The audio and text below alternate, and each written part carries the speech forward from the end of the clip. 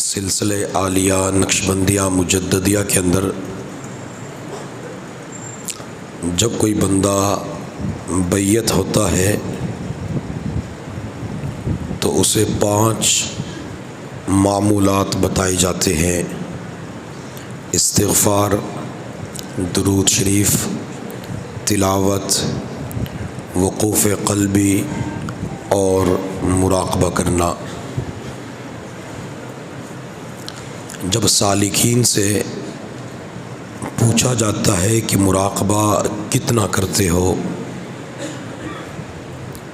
تو سالکین کی طرف سے جواب یہ ہوتا ہے کہ مراقبہ تو ہوتا ہی نہیں۔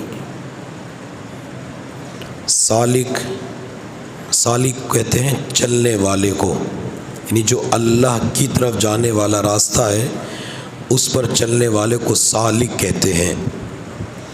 تو سالک اور مرید یہ کہتا ہے کہ استغفار بھی پڑھ لیتا ہوں، درود شریف بھی پڑھ لیتا ہوں، تلاوت بھی کر لیتا ہوں، فلاں تسبیح بھی پڑھ لیتا ہوں، حزب البحر بھی پڑھ لیتا ہوں، میں برکات مکیہ بھی پڑھ لیتا ہوں، فلاں وظیفہ بھی کر لیتا ہوں، لیکن مراقبہ نہیں ہوتا۔ تو سمجھ لیں، مراقبہ نہیں کریں گے تو نہیں ہوگا، مراقبہ کریں گے تو ہو جائے گا۔ مراقبہ کرنے کے لیے سب سے پہلے ہمت چاہیے، ارادہ مضبوط ہونا چاہیے۔ ارادے جن کے پختہ ہوں، نظر جن کی خدا پہ ہو، تلاطم خیز موجوں سے وہ گھبرایا نہیں کرتے۔ جب ہمت ارادے مضبوط ہوں گے تو مراقبہ کرنا کوئی مشکل نہیں ہوگا۔ سب سے پہلے اپنے آپ کو بٹھانا پڑتا ہے۔ میرے حضرت فرماتے ہیں، جو بندہ یہ دیکھنا چاہے کہ میرے دل کے اندر اللہ تعالیٰ کی محبت کتنی ہے، وہ یہ دیکھے کہ مجھے مصلی کے ساتھ کتنی محبت ہے۔ اگر مصلی پہ وقت زیادہ گزرتا ہے، مصلی پہ بیٹھنے کو دل کرتا ہے، نماز میں آئے اور بھاگنے کو دل نہیں کرتا، تو اگر مسجد میں بیٹھنے کو، مصلی پر بیٹھنے کو دل کرتا ہے، دل خوش ہوتا ہے، تو یہ اس بات کی علامت ہے کہ ہمارے دل میں اللہ تعالیٰ کی محبت ہے، اللہ تعالیٰ کا پیار ہے۔ تو اپنے آپ کو سب سے پہلے بٹھائیں۔ مراقبے کے لیے کسی خاص کیفیت کے اندر، حیت کے اندر بیٹھنا ضروری نہیں ہے۔ مراقبے کے لیے تشہد کی حالت میں بیٹھنا ضروری نہیں ہے، لیکن اگر اختیار کر لیا جائے تو اجر و ثواب کا باعث ہے۔ مراقبے کے لیے 4 زانو بیٹھنا ضروری نہیں ہے۔ مراقبے کے لیے ایک ٹانگ کو کھڑا کرنا، دوسری ٹانگ کو بچھا دینا، یہ بھی ضروری نہیں ہے۔ مراقبے کے لیے دونوں ٹانگوں کو کھڑا کر کے کپڑے کو مار لینا، یہ بھی ضروری نہیں ہے۔ مراقبے کے لیے کرسی کے اوپر بیٹھنا بھی ضروری نہیں ہے۔ جس حالت میں، جس کیفیت میں، جس حیت کے اندر بیٹھنا چاہے اسی کیفیت کے اندر مراقبہ ہو جائے گا۔ اب کئی مرتبہ ساتھی کہتے ہیں کہ میں تو ایسے نہیں بیٹھ سکتا۔ اگر نہیں بیٹھ سکتے تو کرسی کے اوپر بیٹھ کے مراقبہ کر لیں، اگر کرسی پہ نہیں بیٹھ سکتے تو دیوار کے ساتھ ٹیک لگا کے مراقبہ کر لیں۔ اگر ہم نے کسی بھی حالت کو اپنا لیا تو ہمارا مراقبہ ہو جائے گا۔ مراقبے کے لیے وضو کرنا افضل ہے، شرط نہیں ہے۔ وضو کر کے مراقبہ کر لیں تو باعث برکت ہے، اور اگر وضو نہیں ہے تو بغیر وضو کے بھی مراقبہ کیا جا سکتا ہے۔ حتیٰ کہ گھر کے اندر کسی پہ غسل فرض ہو گیا، اس نے غسل کرنا ہے، غسل کے اندر کچھ تاخیر ہو رہی ہے، لائٹ چلی گئی، پانی ختم ہو چکا ہے، سردیوں کا موسم ہے تو پانی ٹھنڈا ہے، وہ کچھ انتظار میں ہے تاکہ معقول انتظام ہو سکے۔ اب یہ بندہ اپنے بیڈ کے اوپر بیٹھ کے یا ٹیک لگا کے صوفے پہ بیٹھ کے مراقبے کی نیت کر لے تو اس کا بھی مراقبہ ہو جاتا ہے۔ خواتین جو سلسلے کے اندر داخل ہوتی ہے ان کے جب ہر مہینے شرعی ایام آتے ہیں جن کے اندر نماز کی چھٹی ہوتی ہے، وہ قرآن کی تلاوت نہیں کر سکتی، نماز نہیں پڑھ سکتی، روزہ نہیں رکھ سکتی، بیت اللہ کا طواف نہیں کر سکتی، وہ ان ایام کے اندر مراقبہ کر سکتی ہے، ان ایام کے اندر مراقبہ کر کے اللہ کا ذکر کر سکتی ہے۔ مراقبے کے لیے وضو کرنا شرط نہیں ہے، وضو کرنا ضروری نہیں، جب چاہے مراقبہ کر سکتے ہیں۔ مراقبے کے لیے مسجد کے اندر بیٹھنا، خانقاہ کے اندر بیٹھنا، مصلی کے اوپر بیٹھنا ضروری نہیں ہے۔ اگر آپ دفتر کے اندر بیٹھ کے مراقبہ کرنا چاہیں مراقبہ ہو جائے گا، آپ اپنی دکان کے اندر بیٹھ کے مراقبہ کرنا چاہیں مراقبہ ہو جائے گا، آپ ملازمت کرتے ہوئے 1 گھنٹے کا ریسٹ ملا، آپ اپنی آرام والی جگہ پہ گئے، لیٹ گئے یا بیٹھ گئے، وہاں مراقبہ کیا، وہ بھی مراقبہ ہو جائے گا۔ آپ سفر کر رہے ہیں، جہاز کا سفر ہے، ٹرین کا سفر ہے، بس کا سفر ہے، گاڑی نہیں چلا رہے، پیچھے یا آگے فرنٹ سیٹ کے اوپر ڈرائیور کے ساتھ بیٹھے ہوئے ہیں، تب بھی آپ مراقبہ کر سکتے ہیں۔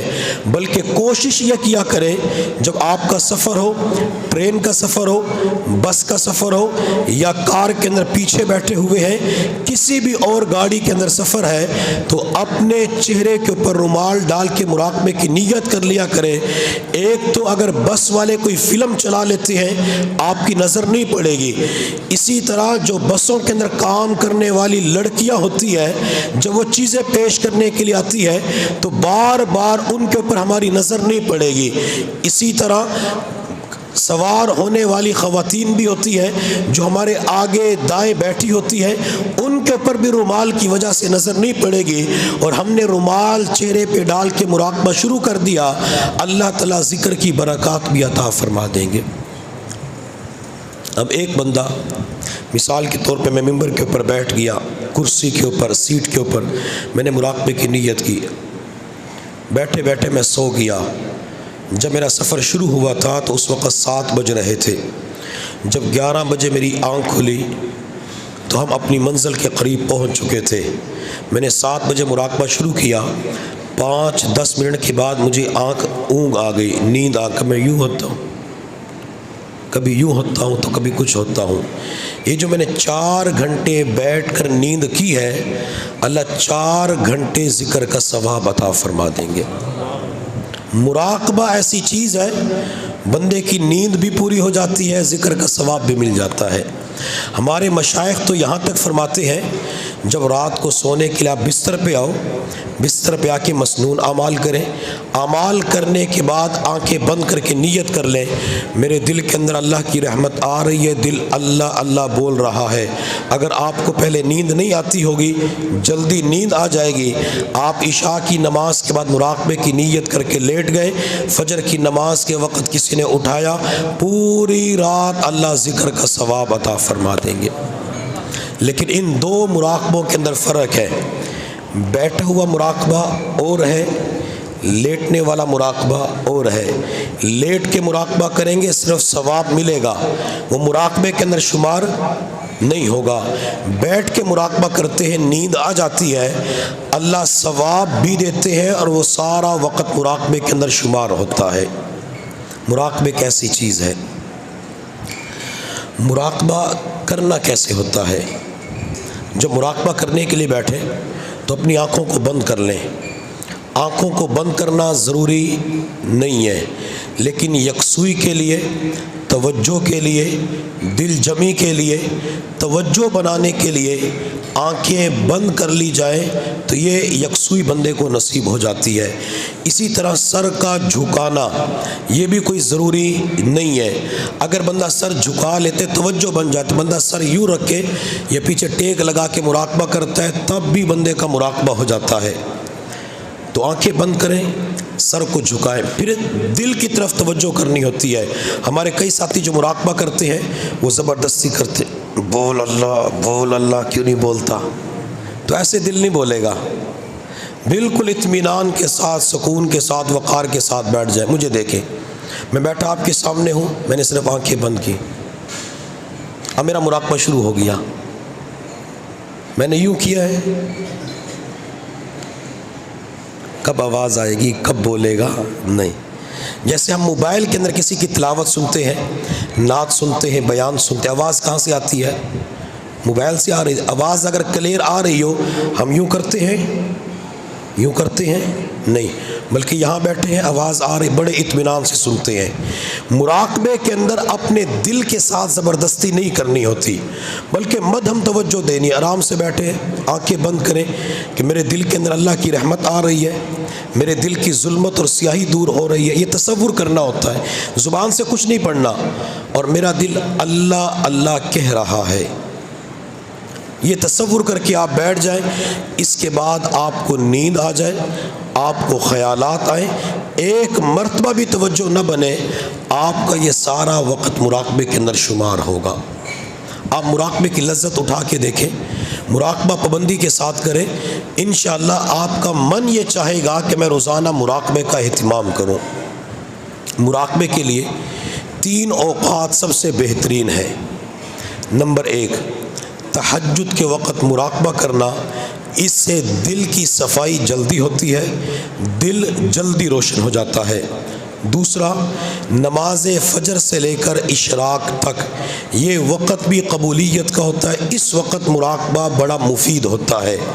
اور تیسرا، عصر سے لے کر مغرب تک یہ جو وقت ہے اس میں بھی مراقبہ بندے کو بہت زیادہ فائدہ دیتا ہے، لیکن یہ 3 اوقات میں سے 2 اوقات تو وہ ہے جن کے اندر ہمارے اوپر نیند کا غلبہ ہوتا ہے۔ عصر کے بعد کا وقت چائے کا ہوتا ہے، عصر کے بعد کا وقت پکوڑے اور سموسے کا ہوتا ہے، عصر کا وقت بچوں کا ٹیوشن جانے کا ہوتا ہے، عصر کا وقت کھیل کود کا ہوتا ہے، عصر کا وقت کرکٹ میچ کا ہوتا ہے۔ جب اس طریقے سے ہماری مصروفیات اور چیزوں کے اندر بڑھے گی، پھر مراقبے کے لیے وقت ہم نہیں نکال سکیں گے۔ اور یہ 3 اوقات جو ہیں، تہجد، فجر کے بعد، عصر کے بعد، ان 3 اوقات کا تذکرہ باقاعدہ بخاری شریف کے اندر آیا ہے کہ ان 3 اوقات کے اندر تم کیا کرو، مدد حاصل کرو۔ جس کے پاس تہجد میں وقت نہیں ہے، فجر کے بعد وقت نہیں ہے، عصر کے بعد وقت نہیں، وہ کیا کرے؟ بہترین آسان نسخہ فری کے اندر اذان کی آواز، ایک تو ہر وقت باوضو رہا کریں، وضو ٹوٹ جائے وضو کرے، وضو ٹوٹ جائے وضو کرے، وضو ٹوٹ جائے وضو کرے، ہر وقت باوضو رہے۔ جب مسجد کے مینار سے اذان کی آواز بلند ہو، اذان کی آواز سن کے فوراً مسجد میں آئے، مسجد میں آ کے سنتیں ادا کریں، نفل ادا کریں، نفل ادا کرنے کے بعد آپ کے پاس 7، 8، 10 منٹ باقی ہوں گے، 5 منٹ باقی ہوں گے، 3 منٹ جماعت کھڑی ہونے کے اندر باقی ہوں گے، آپ وہ وقت مراقبے کے اندر گزار لیں۔ اس کا ایک فائدہ یہ ہوگا کہ آپ کی توجہ اللہ کی طرف ہو جائے گی، آپ کو نماز کے اندر خشوع خضوع نصیب ہوگا، اور دوسرا یہ کہ آپ کو مراقبے کے لیے علیحدہ وقت بھی نہیں نکالنا پڑے گا۔ اگر آپ نے روزانہ ہر نماز کے ساتھ 3 منٹ کا مراقبہ کرنا شروع کر دیا، نمازیں کتنی ہیں؟ 5، 5 تیاں 16، 5 تیاں 15، تو 15 منٹ کا مراقبہ ہوا نہ ہوا؟ اس سے آسان بھی کوئی عمل ہو سکتا ہے؟ مراقبہ کریں گے۔